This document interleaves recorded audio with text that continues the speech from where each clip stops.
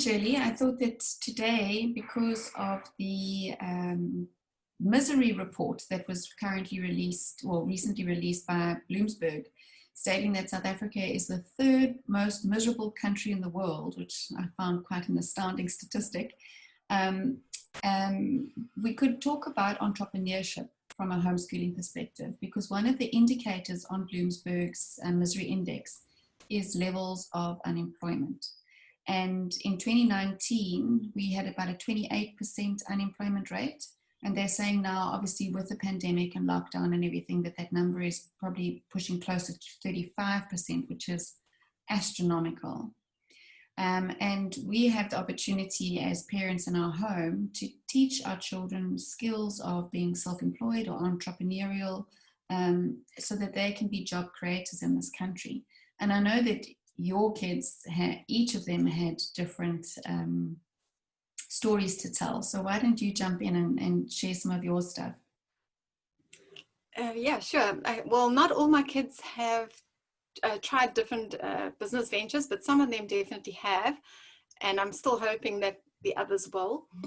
But even so, we've always tried to raise them with the idea that you should be a job creator rather than a job taker, because we know that jobs are in short supply in South Africa, and that even if you have a job, your job is only as secure as the company you work for, or it's on a whim you could become unemployed or retrenched or whatever is the situation. So if you are employed, somebody put it really cleverly one day. They said it's like you running your own business and you have only one client, and if that client drops you, what have you got left? But if you run your business and you have many different clients, then your income is more secure. So as a self-employed person, you can make sure that you do have more than one client, and then you've got multiple income streams instead of just having that salary from your one employer as your only source of income. So for me, it was quite a mind shift, because I think our generation were generally raised in the school system to believe, get a good education so you can get a job and you'll have security one day. But the world has changed since then.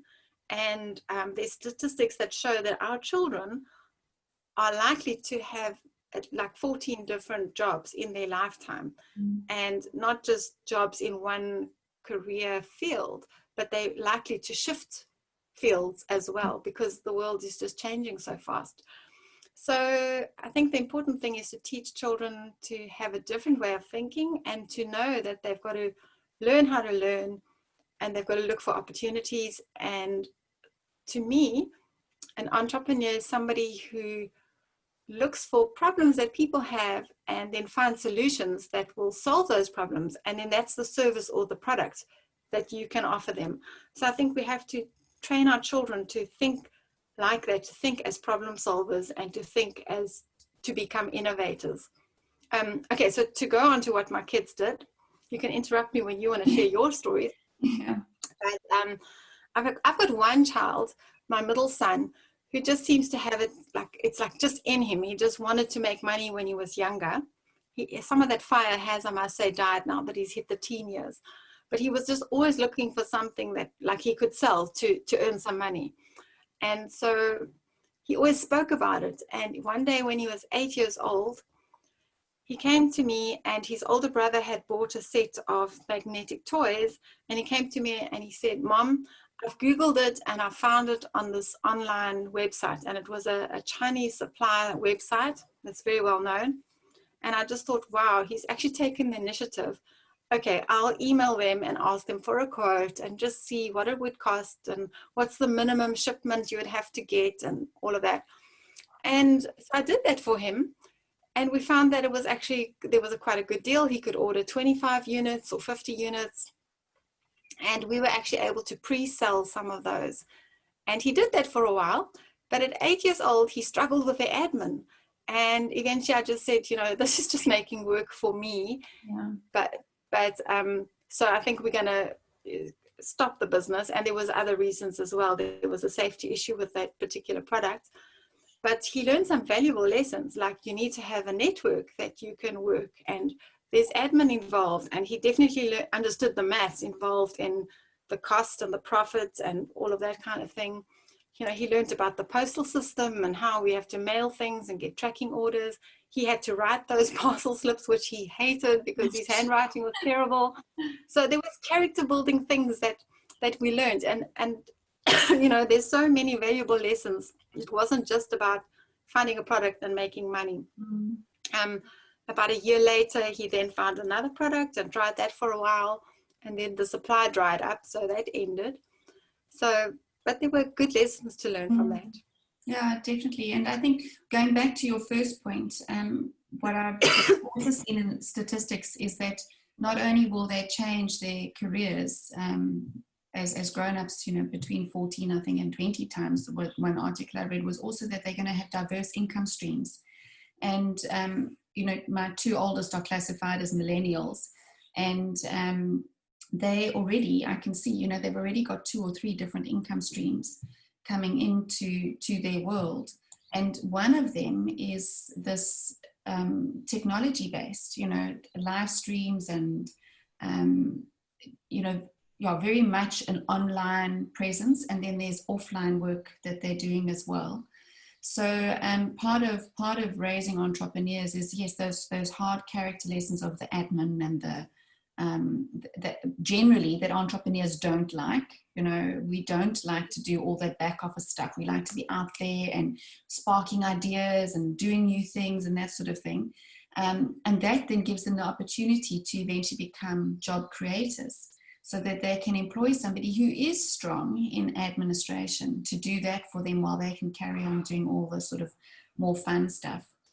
And I know that your eldest daughter, she took one of her passions and turned that into a work environment as well. That was her gymnastics, wasn't it? Yes. So yeah, so Lucy had done gymnastics for a number of years. And at 16, you're allowed to train to become a gymnastics coach. And she also did the judging course. And then in our little town there, she decided to start a group for homeschoolers to come and do beginner gymnastics. So she started a class for 4 to 8-year-olds. And it was such a good process because she went to go and, I went with her, but she went to go and see the owner of a local a gym, like a weights gym where adults work out, because they had an aerobics studio or a karate studio that was available.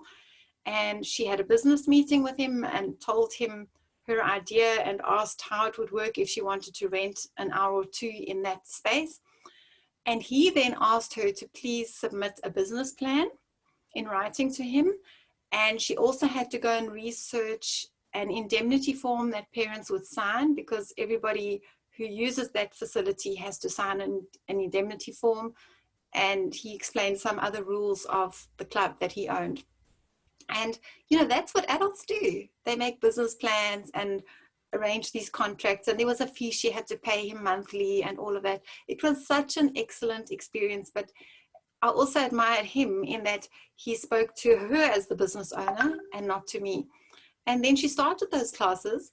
And again, I had to dealing with parents and the inquiries, handling the payments and the invoicing. And just, she had a WhatsApp group that she used to communicate with them about classes and things like that. It was really excellent experience that just built her confidence in dealing with adults in the adult world, in the real world, you know. And so it was really a good experience for her. And then when she went overseas to work as an au pair, another gym coach actually took over that club from her, bought the equipment that she had invested in, and that club is actually still running. So it's been wonderful for her to see how some of her students have progressed and to know that she's had a part in that, you know. So yeah, such valuable lessons just from these experiences. Absolutely. You know, I'm just thinking a lot of families have been touched by lockdown here in South Africa. And a dad that I recently did a consultation with, he lost his the ability to bring in outside workers to work in his dental lab. And his kids are now at home and he's decided to homeschool them. And he's pulled his two sons into working with the technical stuff of making false teeth and that sort of thing, with his supervision, and they're mixing patties and all that sort of thing. And his daughter's doing his admin for him. And in fact, even in our own home, my third child lost her job because of lockdown. The first thing that goes in any company is the marketing budget. And she and my husband have started a little business together, and she's doing graphic design work on the side, and been able to tap into a market in the UK who's very happy to spend their pounds here, and get this quality design work done for them at a fraction of the cost of what they would pay over there. And I think that with homeschooling, the kids get to know their passions and their interests quite young, especially if you've started from little. But even if they don't, if mom and dad have a business that they run from home, and I think that Alan Windy said the other day that there's something like 100,000, could that be the right figure? I'm very bad with maths, as you know. 100,000 self-employed people in the Western Cape.